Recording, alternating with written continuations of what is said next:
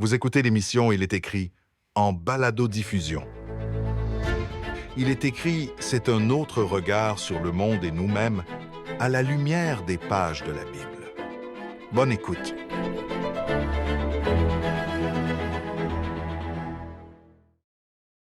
C'est la question des questions, celle que les humains se posent depuis toujours et pour laquelle ils ont besoin d'une réponse. Y a-t-il une vie après la mort ?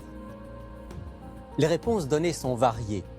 Depuis les matérialistes qui pensent que la mort est le point final de l'existence, jusqu'aux croyants qui assurent que l'âme continue à exister hors du corps, en passant par les tenants de la réincarnation. Alors, que faut-il croire ou ne pas croire ? Peut-on avoir une conviction à ce sujet ? Et qu'en dit la Bible ? C'est un plaisir de vous retrouver aujourd'hui pour un nouvel épisode d'Il est écrit, consacré donc, comme vous l'avez compris, à la question de la mort et de l'au-delà. C'est un thème qu'on aborde souvent dans Il est écrit, tout simplement parce que très souvent, vous aussi, vous nous posez des questions à ce sujet. Et justement, aujourd'hui, pour répondre à certaines de ces questions, j'ai avec moi quelqu'un que vous connaissez, mon ami Alberto. Bonjour Alberto. Bonjour Rémi. Est-ce que c'est vrai qu'on a beaucoup de questions que les auditeurs posent sur ces sujets-là ? Sans doute. Et comme tu le dis, non seulement on a pas mal des questions, mais également des commentaires. Personnes qui nous partagent comment est-ce qu'ils voient certains passages. Donc, question de l'au-delà, qu'est-ce qui se passe après la mort. C'est une question. On a beaucoup d'échanges avec nos auditeurs sur ce thème-là. Voilà. Ouais. D'ailleurs, dans le cadre de notre échange, on va répondre à une question d'un auditeur. Oui. Alors, peut-être ce qu'on va faire aujourd'hui, on va se limiter à essentiellement un texte. On ira peut-être prendre quelques autres textes, mais un texte fondamental. On s'est mis d'accord là-dessus. C'est un texte qui se trouve dans la première lettre de Paul aux Corinthiens au chapitre 15. C'est l'un des grands chapitres de la Bible qui parle de la mort et de ce qu'il y a après la mort. L'apôtre Paul écrit aux chrétiens de Corinthe. À ce moment-là, il se trouve dans la ville d'Éphèse. Il a entendu parler de certaines choses qui se passent à Corinthe. On lui pose des questions. Il dit, il faut que je leur écrive pour clarifier certaines choses. Et il va clarifier, entre autres, la question de la mort et de l'au-delà. D'où ce chapitre 15 dont on va lire des extraits. Avant de le lire, peut-être, Alberto, on pourrait prendre un moment pour rappeler ce qu'on croyait généralement dans la Grèce antique à l'époque donc de l'apôtre Paul par rapport à la mort et par rapport à ce qu'il y avait après la mort. Oui. Donc, on pourrait se centrer sur deux groupes principalement. Donc, je vais commencer avec les Juifs, puisque Paul, très probablement, écrit à quelques croyants juifs qui se trouvaient à Corinthe. Probablement. Puis également, il y avait d'autres personnes. Des gens d'origine païenne qui étaient devenus chrétiens. Voilà. Donc, chez les Juifs, on retrouve plusieurs idées. Et encore là, l'idée elle-même n'est pas tout à fait définie lorsque Paul va écrire justement à l'Église à Corinthe. Mais on retrouve, déjà même dans les évangiles, on retrouve cette différence concernant la conception de l'au-delà chez les Juifs. Donc, on a les Sadducéens, par exemple, que le texte biblique nous dit, eux, ils ne croient pas. Ils ne croient ni aux anges, ni à la résurrection. Pour eux, il n'y a pas vraiment d'au-delà. Voilà. Et en contraste, on a les pharisiens, de comment est-ce que les croyances qu'ils avaient. Et d'ailleurs, dans le livre d'Actes des Apôtres, on retrouve ces discussions entre ces deux groupes, ces deux sectes, si on veut, concernant l'aspect de l'au-delà, la résurrection notamment. Donc ça, c'est chez les Juifs. Maintenant, chez les Grecs. Voilà. Chez les Grecs, qui avaient une grande influence dans la culture de l'époque, il y avait cette croyance qui va découler plutôt des philosophes, de Platon, Socrate également, et un philosophe du 1er siècle, Philon, qui lui va justement transmettre l'enseignement de ses prédécesseurs. Ici, Philon, justement, va enseigner que la mort est une libération de l'âme. Et donc, le corps est une forme de prison de l'âme. Donc, la mort est une libération de celle-ci. C'est à peu près ce qu'enseignait déjà Socrate quelques siècles avant. Hein. Voilà. Que le corps est finalement une prison, que l'âme, au moment où on meurt, se libère et va dans un monde meilleur. Voilà. Ce qu'on pourrait appeler terme plus technique, le dualisme, dans ce sens-là. Cette division de l'esprit et de la matière. Et les deux sont des ennemis, hein. Et la mort va venir résoudre cette... En permettant à l'âme de se libérer du corps, une âme qui serait immortelle Mhm. et qui pourrait vivre maintenant dans une plus grande et plus belle dimension. Voilà. Voilà, c'est dans ce cadre-là que vivent les Corinthiens. Et l'apôtre Paul, lui, et là on arrive à notre texte biblique, Mhm. dans la première lettre aux Corinthiens, chapitre 15, lui va complètement se situer en opposition avec ça, puisque si je lis dans 1 Corinthiens 15, le verset 26, Mhm. il va écrire ceci: « Le dernier ennemi qui sera détruit, c'est la mort. C'est la mort. » Oui. » Ça a dû faire peut-être même sursauter certains, parce que la mort était plutôt perçue en général comme presque une bonne nouvelle. Ouais. Et voilà que l'apôtre Paul dit non, c'est une ennemie et elle sera détruite. Mhm. Alors, Mhm. il faut qu'on explique un petit peu ça, ce que dit la Bible par rapport à ça. Voilà. Et juste mentionner que c'est en contraste avec ce qui était dit à l'époque, hein. Et donc, justement, quel est l'enseignement biblique concernant la mort? Peut-être qu'on pourrait aller voir quelques versets, notamment un verset qui se trouve justement avant l'entrée du péché sur cette terre, notamment dans Genèse, le chapitre 2. Alors, on va aller dans la Genèse. Genèse, chapitre 2. Et on pourra lire le verset 17. OK.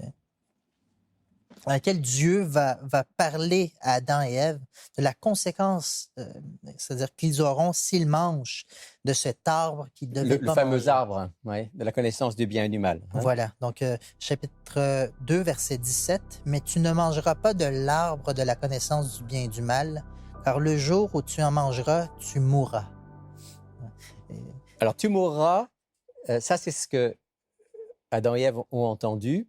Maintenant, certains vont dire, oui, mais Dieu leur annonce que la mort, mais là, ça sera la mort du corps, pas la mort de l'âme. Est-ce qu'on pourrait lire peut-être aussi dans Genèse 3, quand Dieu explique ce que va être la mort, ça c'est dans Genèse 3, verset 19. 19. Oui, oui. Ouais, c'est ça. Hein?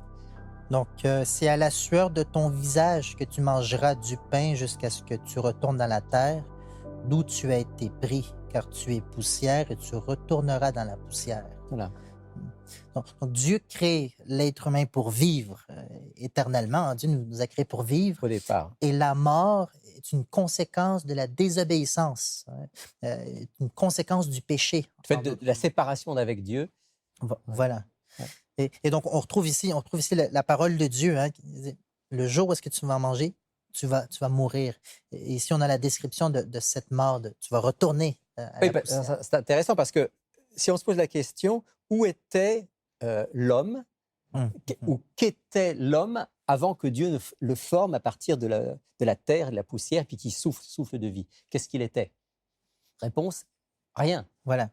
Donc, s'il lui dit, tu retourneras à la poussière d'où tu viens, ça veut dire tu vas retourner à la non-vie, en quelque sorte. Voilà, tu n'existais pas avant que tu n'existes, tu n'existeras plus. La conséquence du péché. Donc, ça, c'est l'enseignement biblique concernant la mort. Donc, la mort ne fait pas partie de la vie. Soit dit en passant, lorsqu'on comprend, par exemple, le verset 7, on prend la conception grecque, par exemple, ce souffle de Dieu dans la poussière, c'est cette compréhension de le souffle de Dieu est emprisonné dans le corps et donc a besoin d'être libéré.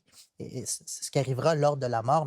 Mais d'un point de vue biblique, la mort ne fait pas partie de la vie. C'est pas quelque chose de normal. Et le souffle est simplement le fait que Dieu donne cette respiration à l'être humain qui lui permet de vivre. Voilà. Donc une compréhension totalement différente, opposée à qu'est-ce qui prônait puis qu'est-ce qui régnait à l'époque. Donc on comprend à partir de là pourquoi l'apôtre Paul dit que le dernier ennemi qui sera détruit, c'est la mort. Parce que le message biblique sur la mort, c'est de dire, bien, la mort, c'est vraiment ce qu'elle paraît être quand on regarde quelqu'un qui est mort. C'est le contraire de la vie. C'est l'absence de vie. Voilà. Et c'est ça que Paul veut adresser ici. Écoutez, les amis, ne vous habituez pas à la mort. Il ne faut pas que vous ne deviez pas penser comme ceux et celles qui sont autour de vous quant à la mort. Pourquoi? Parce que la mort est une ennemie. Puis ça, c'est un message extrêmement important pour nous aujourd'hui, parce qu'il y a quantité de gens encore aujourd'hui qui véhicule cette idée à travers toutes sortes de philosophies et de religions, selon laquelle, finalement, la mort, c'est juste un beau passage vers une autre forme de vie. Or, clairement, ce n'est pas le message biblique. Le message biblique, c'est non, la mort, ça ne faisait pas partie du plan de Dieu, puis c'est opposé à la vie, c'est une ennemi qui doit être vaincue. Puis c'est là qu'arrive le message intéressant et surtout formidable de 1 Corinthiens 15. La bonne nouvelle. C'est la bonne nouvelle. Hein? Oui. C'est la bonne nouvelle. D'ailleurs, ça commence comme ça. Hein? 1 Corinthiens chapitre 15, verset 1er. Je vous rappelle, frères, l'évangile que je vous ai annoncé et que vous avez reçu, dans lequel vous avez persévéré. Puis on rappelle que évangile, ça veut dire bonne nouvelle. Bonne nouvelle. Oui. Bonne nouvelle. Oui. Alors cette bonne nouvelle, c'est que cet ennemi, la mort, elle a été vaincue. Et là, on peut lire un passage, on va lire un passage dans 1 Corinthiens 15, le verset 3 et suivant. Je lis ici. « Je vous ai enseigné avant tout, comme je l'avais aussi reçu, que Christ est mort pour nos péchés selon les Écritures, qu'il a été enseveli et qu'il est ressuscité le 3e jour selon les Écritures. Il est apparu à Céphas, puis aux 12. Ensuite, il est apparu à plus de 500 frères à la fois, dont la plupart sont encore vivants et dont quelques-uns sont morts. Ensuite, il est apparu à Jacques, puis à tous les apôtres. Après eux tous, il m'est aussi apparu à moi comme à l'avorton. » Ouais. Donc, la réponse et la bonne nouvelle de Dieu par rapport à la mort, c'est pas que quand on meurt, on continue à vivre, mais c'est que Jésus est mort, comme tous les êtres humains, mais il est ressuscité, revenu à la vie. Voilà. C'est ça la bonne nouvelle. Voilà, et c'est très intéressant. Parce que ce qui arrive ici, c'est pas normal, puis c'est pas commun à l'époque. Lorsqu'on croit, lorsqu'on suit quelqu'un, lorsqu'on a un maître, l'on suit après lui, quelqu'un se présentait comme un messie, avait des disciples à l'époque. Une fois que ce messie mourait, les disciples, ils allaient se pencher vers d'autres idées, faire d'autres choses. Le groupe disparaissait en quelque sorte. Alors qu'ici, le contraire est arrivé. C'est que lorsque le maître, lorsque Jésus meurt, il va y avoir un moment de déception, on est découragé parce qu'on ne sait pas qu'est-ce qui est arrivé.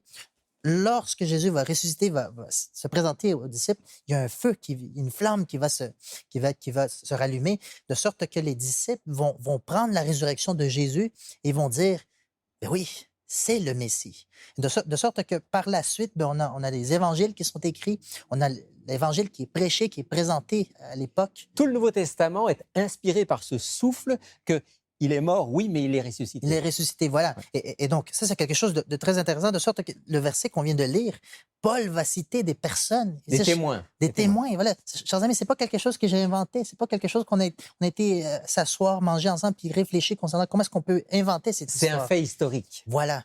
Et ça, c'est quelque chose de très intéressant de voir que même ici, Paul va mentionner des personnes qui ne sont pas mentionnées dans les évangiles, comme des personnes qui ont vraiment vu Jésus ressuscité. Autrement dit, la réponse de l'apôtre Paul à la question « est-ce qu'il y a un espoir au-delà de la mort ?»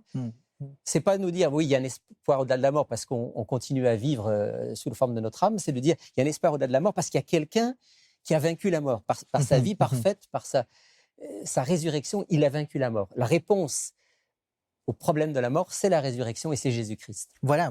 Et donc ça, c'est des bonnes nouvelles parce que la mort, justement, obtient ce qu'elle mérite.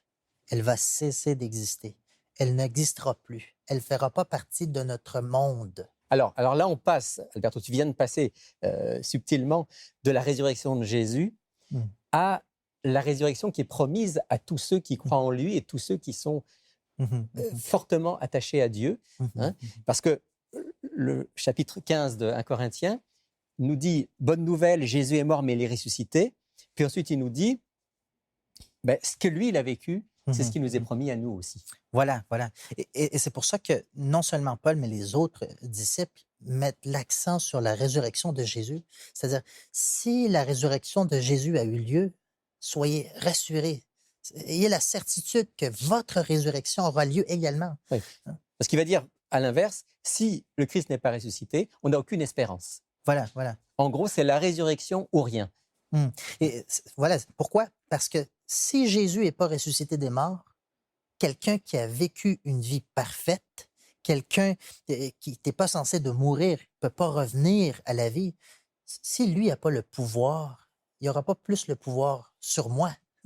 Et de là que notre foi, notre espérance est solide et fondée sur la puissance de Jésus, hein, sur notamment la résurrection. Et il va dire que il est les prémices de ceux qui sont morts, c'est-à-dire que lui, le premier, est ressuscité pour l'éternité, pour que nous aussi, nous puissions un jour être ressuscités si nous passons par la mort. Alors, on va lire quelques passages maintenant qui évoquent la résurrection finale. Parce que peut-être il faut dire ça aussi, on va le voir, la résurrection dans la pensée biblique, c'est pas quelque chose qui se passe à la mort. Je me souviens un jour, j'étais dans des funérailles et il y avait un prêtre qui prêchait ce jour-là et qui apportait un message spirituel. Et il dit haut et fort à la famille, notre ami n'est pas mort, il est vivant, il est ressuscité. Et là, j'ai sursauté sur ma chaise. En fait, ce prêtre, il plaçait la résurrection de la personne qui était morte, j'allais dire, au moment même où il est mort. Mais c'est pas ça, le message biblique. Voilà. Donc, ici on pourrait faire référence à 1 Thessaloniciens, par exemple, le chapitre 4, où est-ce qu'à partir du verset 13, Paul va justement mentionner davantage quand est-ce que cette résurrection aura lieu. Mais on le trouve aussi ici. Mais voilà. On le trouve ici. À partir du verset... verset 51. Le chapitre 15, voilà. Toujours le chapitre 15, à partir du verset 51, et notamment au verset 52, il y aura plus de détails. Je lis 51, 52. Voici, je vous dis un mystère. Nous ne mourrons pas tous, mais nous tous, nous serons changés. En un instant, en un clin d'œil, à la dernière trompette. La trompette sonnera et les morts ressusciteront incorruptibles et nous serons changés. Il nous dit ici, la trompette, la dernière trompette. C'est ça, la dernière trompette, c'est une belle image. Moi qui suis musicien, j'aime cette image, que quand le Christ revient, il revient au son de la musique et d'une musique triomphale. Oui. Notre Dieu est un Dieu qui aime la musique. et voilà, donc cette trompette qui symbolise justement la victoire. Et la victoire sur quoi? Lorsqu'on lit le chapitre 15, justement, il va nous présenter, et à partir du verset 55, il y aura des questions qui sont posées. On va y venir dans un instant là, par rapport. Mais quand même, une chose importante, Alberto, c'est qu'il est dit la trompette sonnera, donc ça c'est Jésus qui revient avec ses anges, et les morts ressusciteront. Et alors, il y a cette belle idée biblique que la résurrection, ce n'est pas un événement qui va avoir lieu pour l'un à un moment, puis pour l'autre à un autre moment, puis pour un troisième à un autre moment. La résurrection, c'est l'ensemble du corps des croyants, l'ensemble du corps de ceux que Dieu aura pu pardonner, justifier, dans lesquels il aura vécu par son esprit, qui ensemble... Un événement. Voilà. Ensemble, comme un corps spirituel, vont revenir à la vie et vont être avec le Christ pour toujours. Voilà. J'aime beaucoup cette dimension biblique du fait que c'est tous ensemble, tout le peuple de Dieu ensemble va arriver à ce moment tant attendu où la mort sera vaincue et où la vie va triompher en Jésus-Christ. Et ça, c'est quelque chose, c'est pour ça qu'on l'appelle la bonne nouvelle, hein, parce que on voit ce désir que Dieu a d'être avec nous pour l'éternité. C'est justement lorsque la trompette, la dernière trompette sonnera, lorsque Jésus reviendra justement sur cette terre, c'est là qu'il va accueillir tous ceux et celles qui l'ont accepté de leur vivant. C'est là que tout le monde, tous les morts qui ont accepté, qui sont morts en Christ, on va dire, Paul ailleurs, eux, ils vont ressusciter. C'est l'espoir que nous avons. Et puis, ça donne aussi du sens à cette attente du retour de Jésus. Les premiers chrétiens se saluaient, semble-t-il, souvent par cette expression araméenne, Maranatha. Oui. Et cette expression-là, elle signifie donc « Notre Seigneur vient ». C'était tellement important pour eux, c'est tellement important pour nous. Quand on parle du retour du Christ, l'Église à laquelle on appartient, elle s'appelle adventiste, c'est-à-dire ceux qui attendent l'avènement du Christ. Pourquoi? Parce que toute notre espérance, elle est centrée sur ce retour. Et tu sais, cette question de la résurrection doit se poser tôt ou tard. C'est-à-dire pour nous, mais aussi pour les croyants à l'époque. C'est ça, c'est que Jésus part. OK, il nous a dit qu'il allait revenir bientôt. Donc, on n'a pas besoin de se poser la question de qu'est-ce qui arrivera après la mort, parce qu'on croit qu'il Il va revenir là. va revenir dans quelques instants. Mais là, alors que le temps avance, les années sont passées, on a des personnes qui meurent en Jésus, qui ont gardé cette foi de Des son chrétiens retour. qui étaient dans la foi, mais qui meurent. Voilà, la question se pose. Qu'est-ce qu'on va faire avec? Qu'est-ce qui arrivera avec ces personnes qui l'ont accepté? Qu'est-ce qui arrivera avec nous s'il ne revient pas avant?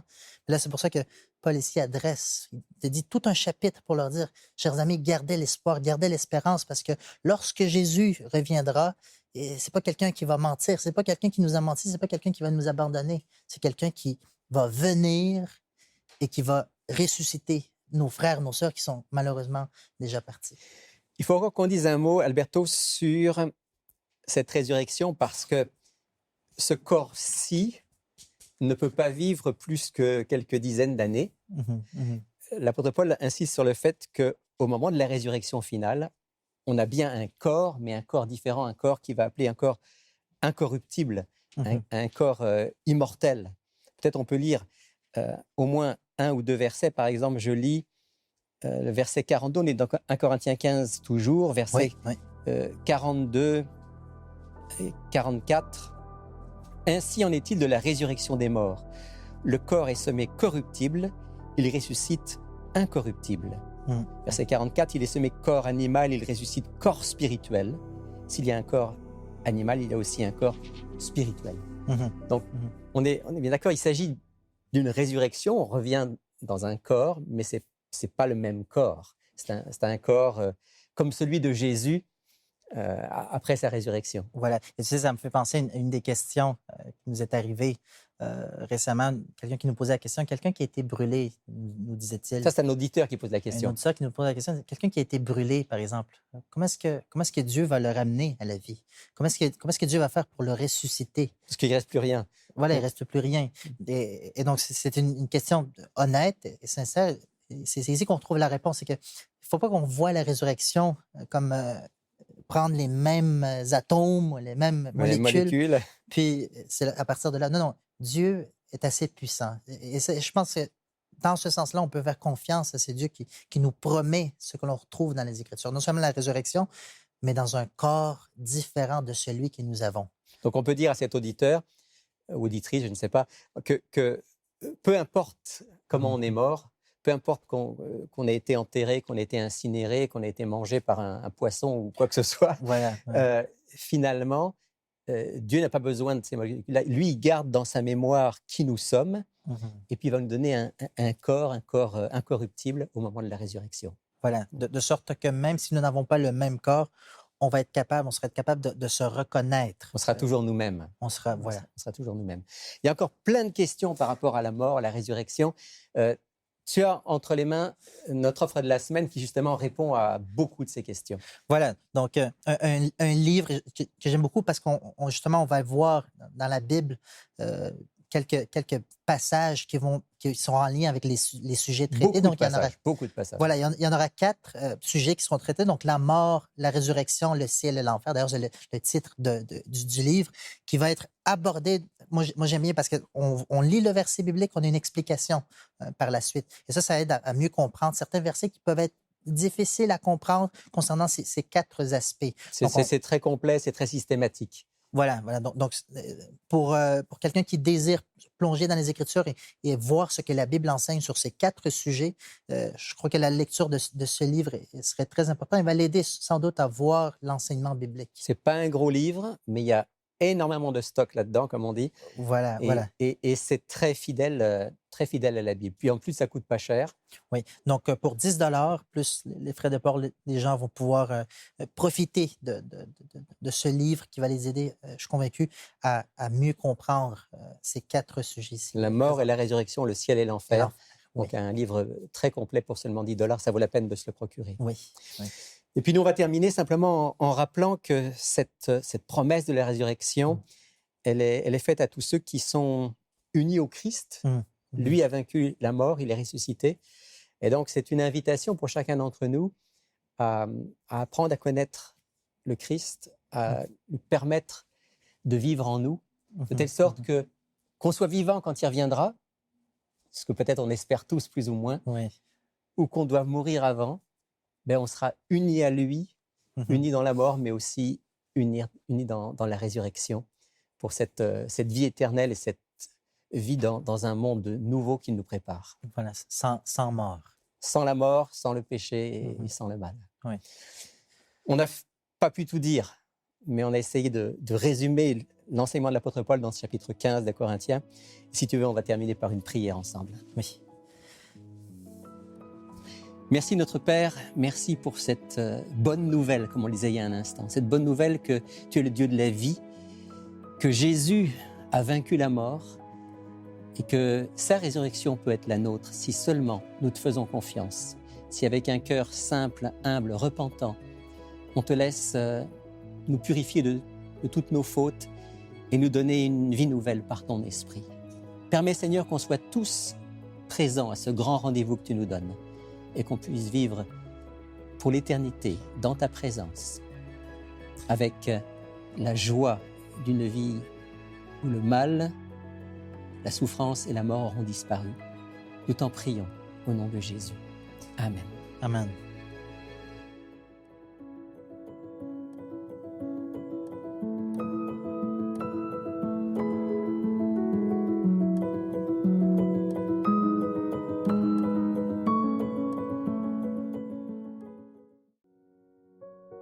Si nous disons que nous n'avons pas de péché, nous nous séduisons nous-mêmes, et la vérité n'est point en nous. Si nous confessons nos péchés, il est fidèle et juste pour nous les pardonner et pour nous purifier de toute iniquité. Première épître de Jean, chapitre 1, versets 8 et 9. Sentez et voyez combien l'Éternel est bon. Heureux l'homme qui cherche en lui son refuge. Psaume, chapitre 34, verset 8. Voilà, on arrive au bout de cette émission. J'aimerais vous proposer de lire ou de relire ce chapitre 15 de la première épître de Paul aux Corinthiens, qu'on n'a pas eu le temps de lire en entier dans cette émission. Un chapitre magnifique. Si vous avez une Bible, prenez-la. 1 Corinthiens, chapitre 15. Relisez tout ce chapitre plein d'espoir. Puis je vous rappelle aussi que nous avons toute une section sur notre site web, il est écrit .tv, qui est consacrée aux questions concernant la mort et l'au-delà. Alors n'hésitez pas à vous y rendre, il est écrit .tv. On vous retrouve toute l'équipe la semaine prochaine avec un grand plaisir. D'ici là, souvenez-vous, il est écrit « L'homme ne vivra pas de pain seulement, mais de toute parole qui sort de la bouche de Dieu. » Cette émission a été préparée par l'équipe d'Espoir Média Québec.